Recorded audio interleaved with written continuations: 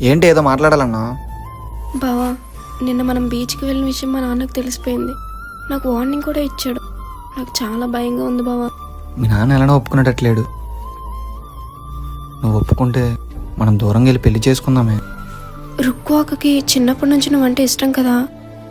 నన్ను మర్చిపోయి తన పెళ్లి చేసుకోవచ్చు కదా బావా. ఎందుకలా మాట్లాడుతున్నావు కదా? తనేదో చిన్న వయసులో అలా మాట్లాడితే దాన్ని మనసులో పెట్టుకొని నన్ను దూరం చేసుకుందాం అనుకుంటున్నావా? అది కాదు బావా. మాట్లాడకు కదా.